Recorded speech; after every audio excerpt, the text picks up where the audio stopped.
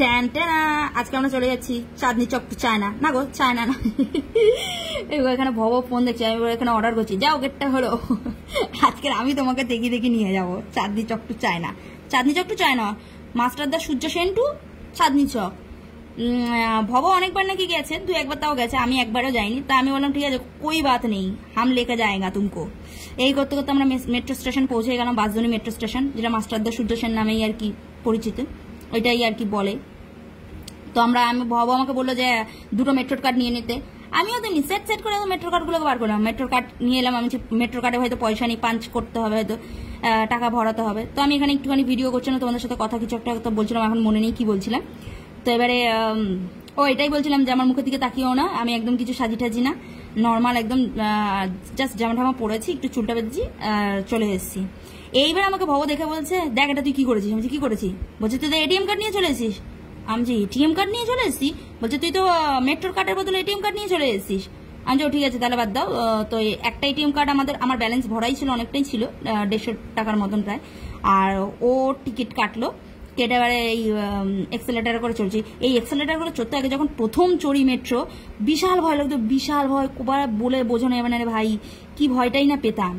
এবার গিয়েই দেখছি কপাল ভালো ছিল, টাক করে মেট্রোটা ঢুকে গেছে। এবারে ভব আগের দিকে ব্যাগ নিয়ে টুক টুক টুক টুক করে যাচ্ছে, কারণ ল্যাপটপে আমি বলেছিলাম যে যাচ্ছি চাঁদনি চকে আর কি, তোমাদের আর কি বলবো, ল্যাপটপে আর কি ওর ব্যাটারিটা চেঞ্জ করতে যাচ্ছে। দরজাটা সারাং করে খুলি যাই, আর আমরা ঢুকে যাই। এই ঢুকে যাইতেই তারপর দেখতে পাচ্ছি যে সিট ঠিট মোটামুটি সিট পাইং, তো আমরা বসে যাই। সিট এবার পেয়ে যেতে আমরা মোটামুটি বসে যেতে। এবার আমি একটুখানি কিছু ছবি তোলার একটু হয়তো কেরামতি করতে গেছিলাম, এটা হয়নি। একটুখানি একটুখানি ভিডিও করলাম, দেখলাম যে কিরকম কি ভিড় টির আছে তোমাদের দেখাবো বলে। মোটামুটি বাসনি থেকে দেখলাম যে মেট্রো থেকে খুব একটা ভিড় নেই। আমরা এবার মেট্রো থেকে নেমে পড়লাম। কোথায় নামলাম? চাঁদনি চকে নামলাম, ভুলে গেছি কোথায় যাবো, সেটাই ভুলে গেছি। চাঁদনি চকে নামলাম। এবার চাঁদনি চকে নামার পর তখন আবার একটুখানি ভিডিও করছি, দেখছি ভব কার্ড সব বার করছে, কারণ এবারে বার এক্সিট হওয়ার জন্য এবার পাঞ্চ করতে হবে, এবার টিকিটটাও বার করছে। এবার যতই আমাকে টিকিটটাও হাতে দিল, আর মেট্রোটাও সা করে চলে গেল, ছেড়ে দিয়ে চলে গেল ও গন্তব্যস্থলে। আমরা চললাম। এবার এখানে আমি একটু কুড়ে অবশ্য করছি। আমি ভাবলাম মতো এখানে এক্সেলেটার আছে হয়তো, দেখলাম না না, খাটাবে তাহলে কি, এখানে এমনি সিঁড়ি আছে, সিঁড়ি দিয়ে উঠে গরমের মধ্যে তাই করে ধা করে চলে গেলাম। বেশি সিঁড়ি ছিল না যদিও। এবারে উঠে চলে গেলাম। তো এখানে যাওয়ার পরে এবারে টিকিটটা জাস্ট পাঞ্চ করবো আর বেরোবো। এবার আমি তো বার তো হয়ে গেছি, এখান থেকে উঠে বার হয়ে এলাম। ভব এবার ম্যাপ দেখছি। আচ্ছা কই বাদ নেই, ম্যাপ দেখে কিছু লাভ নেই, আমি তোমাকে দেখে নিয়ে যাবো। যে তুই কি চিনিস রাস্তা? আমি হ্যাঁ চিনি। আচ্ছা তুই তো একবারও আসিসনি। আমি আসিনি তো জেনে যাবো। তো বলছে তুই চুপ কর, এখানে ভাই বকিস না। তো ভব ম্যাপটা দেখলো যে ও আর কি ই মলে যাবে, ইলেকট্রিকের সমস্ত জিনিস ওখানে সমস্ত কিছু পাওয়া যায়, ই মলটাতে যাবে। আমাকে বলে ই মলে যাবে। বলছে ম্যাপটা ফলো করতে হবে। আমি যে পারলাম না, ম্যাপ ফলো করতে হবে না, তুমি আমায় ফলো করে চলো, আমি ম্যাপ। বলছে তাহলে হয়ে গেছে, আর আমাকে কোথাও যেতে হবে না, তোর সাথে ভুলভাল রাস্তায় ঘুরবো। এইসব কেরামতি করতে যাই হোক, বিশাল কেরামতি করছিলাম। করতে দেখলাম ও আগে যাচ্ছে, আর আমি পিছন যাচ্ছি, কিছুটা রাস্তায় ভিডিও করছি। আমি এখানে বলছিলাম যে এই এত রাস্তায় যে গাড়ি চলে না, আমার এটা দেখলে খুব ভয় করে, কারণ সবসময় তো ঘরের ভিতরেই থাকি। আর এই বিয়ে করার পরে এমন হয়েছে, গ্রামে চলে যাওয়ার পরে এত গাড়ি দেখলেই না আমার একটা জন্য কিরকম ভয় লাগে। রোড পার হতে পারি না জানো। যখনই আমি মেদিনীপুর থেকে, যখন আমি ঘাটাল থেকে যখন আমি কলকাতাতে আসি, আমি রোড পার হতে পারি না। এমনকি এই রিসেন্ট আমি ক্লিনিকে যে যাচ্ছি এই কদিন ধরে আমার টেস্টের জন্য, আমি রোড পার হতে পারছি না। রাস্তায় হাঁ করে দাঁড়িয়ে আছি, কিছুতে একটা গাড়ি গেলেও ভয়ে পার হতে পারছি না। শেষকালে ট্রাফিক পুলিশগুলো যদি হাতটা দেখিয়ে, যে সিভিক পুলিশগুলো যদি একটু ঠিকঠাক ইয়ে করে, তাহলে আমি যেতে পারি। এই যে এই মলটাতে দেখতেই পাচ্ছ তোমরা, এই মলটাতে চলে এসেছি, এটা ই মল। উপরের দিকে লেখা ছিল গো, আমি অতটা হাতটা তুলতে পারিনি। আমি যখন বেরিয়ে এসেছি তখন দেখতে পাচ্ছি হ্যাঁ ই মল ছিল, কারণ আমি যে তোমাদের দেখাবো, আমি তো নিজেই দেখতে পাচ্ছি ওপো ভিভো এইসব লেখা। ই মলটা কোথায় লেখা, এটা আমারও মনে হয়েছিল প্রথমেই যে ও তো বললো ই মল, কিন্তু ই মলটা তো আমি কোথাও দেখতে পেলাম না। কিন্তু ই মল, এটাই সত্যি ই মল ছিল। এবার মলটার ভেতর ঢুকে গেছি, মানে উপর দিকটা কি লেখা ছিল সেটা আমি দেখাতে পারিনি তোমাদেরকে।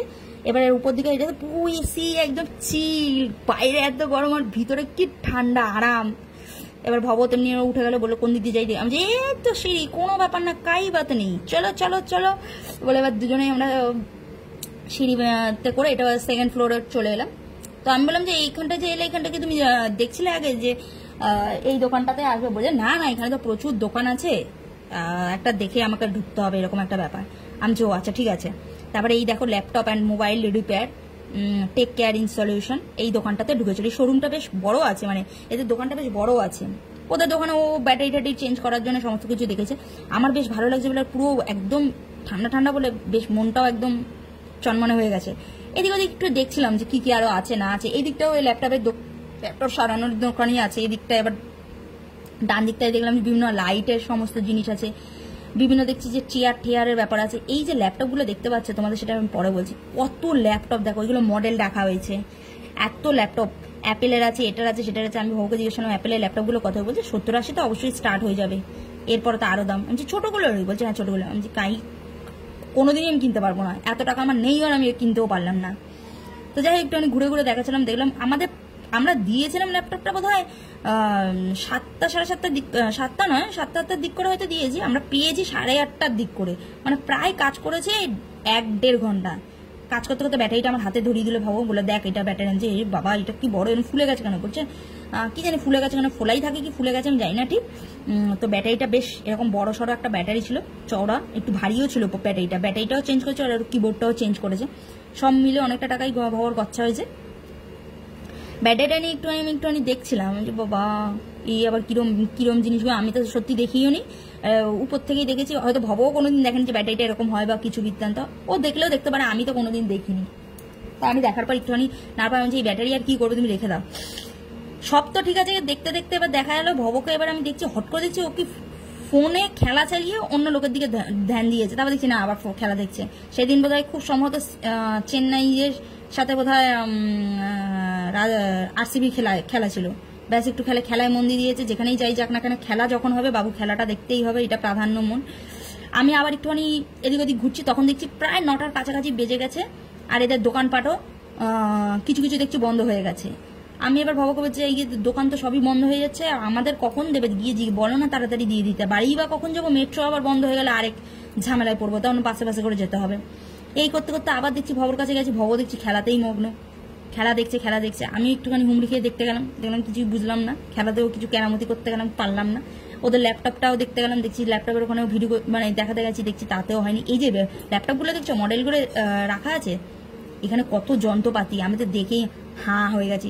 এই ল্যাপটপের নাড়িভুড়ি বার করে দিয়েছে, ওদের অপারেশন চলছিল তখন। যখন প্রথম আমি ফোন কিনতে যাই আমাকে এরকম একটা মডেল দেখানো হয়েছিল, মানে অনেক বছর আগের কথা বলছি, তখন এতটাও মানে কিছু বুঝতাম না, সত্যি বলছি এটা। এইবারে আমি কি আমি টাকা দিয়ে নেবো এই ধুলো পড়া ফোনটা নিতে যাবো কেন? বলছে না না এই ধুলো পড়া ফোনটা কেন নেবে, এটা তো মডেল। তো আমার যখনই কোনো দোকানে ইলেকট্রিকের দোকানে যাই মডেলগুলো দেখি আমার বিশাল হাসি পায়, আর নিজে বিশাল তখন মনে হয় কি হাদামার্কা ছিলাম যে মডেলটাকে বলছিলাম যে আমি এই ফোন কেন নেবো। এবার ল্যাপটপটা আমাদের দিয়ে দিয়েছে, ভব চেক করে দেখছে যে ফোনটা ল্যাপটপটা ঠিকঠাক আছে কিনা, ঠিকঠাক কিবোর্ড সব চেক করছে, ব্যাটারি চার্জ নিচ্ছে কিনা, মোটামুটি যা ওর সিস্টেমে ছিল একবার করে টাচ করে সব দেখে নিল। দেখার পর ও বললো ওকে ডান। আমরা বললাম ড্যান। ও বললো আমাকে বললো ঠিক আছে, আমি বললাম ড্যান। আমি কি জানি ঠিক আছে কি বলেছে, তোমার জিনিস তুমি দেখে নাও ঠিক আছে কিনা। ওর টেকলাস বিভিন্ন সমস্ত কিছু কাজের জিনিস এটা ওটা টুকটাক খুলে দেখছে, এটা ওটা কি ওরা ছিল কি ছিল না সবকিছু ফাইল খুলে দেখছে। এই দেখলেই টেকলাস স্ট্রাকচার সব বিভিন্ন কিছু দেখা যাচ্ছে, সবকিছু অনেকক্ষণ বেশ 10-15 মিনিট ধরে ও এখানে ঘ্যাট করে সব দেখে নিল টাক করে।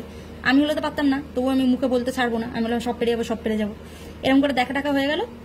দেখার পরে ও ব্যাগপত্র গুছাতে শুরু করলো, বললো ম্যাম হয়ে গেল, আমি হয়ে গেল।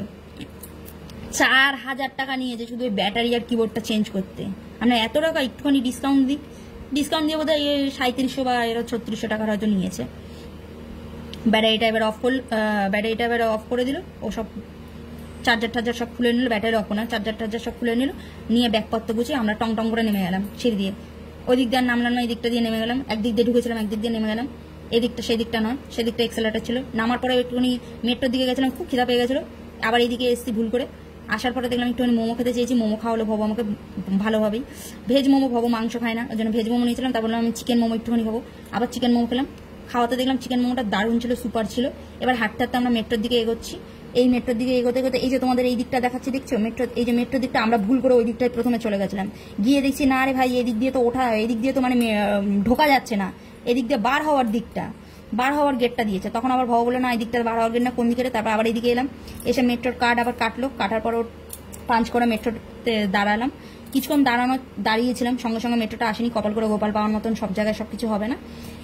কিছুক্ষণ আমরা দাঁড়িয়েছিলাম, ভব এখানে বললো দেখ তুই কোন দিকে যাবি, সবসময় তো মেট্রোতে ভুলভাল করিস, এসে কোন দিকে যাবি কোন দিকে যাবি। আমি যে থামো, কিচ্ছু বলতে হবে না, আমি সব জানি। বলছে তুই তো কি জানিস? আমি জানি। আমি যে ব্যাস আমি সব জানি, এই বোর্ডের লেখা থেকে থেকে আমি এবার বুঝে পাবো। কারণ আমি একটা ভিডিওতে তোমাদেরকে বলছিলাম আমি বাড়ি থেকে প্রত্যেকবার আসি আর প্রত্যেকবার ভুল করি। এই বলতে বলতে মেট্রো চলে এসেছে। এবার মেট্রোতে আমরা মেট্রোর গেটটা টাং করে খুলবে, আমরা টাং করে উঠে যাবো। মেট্রো ইজ কামিং আর আমরা গোয়িং, উঠে যাবো। রাধার ভাষায় বলে ফেললাম আমরা। আমার এক বন্ধু এরকম করে বলতো যে গাড়ি ইজ কামিং আর স্নিগ্ধা গোয়িং গোয়িং, তো আমিও সেটাই বললাম। মেট্রোর দরজা খুলে দিল, আমরাও ঢুকে গেলাম। এত ভিড় বলতে না, আলু ভাতে হয়ে গেছিলাম।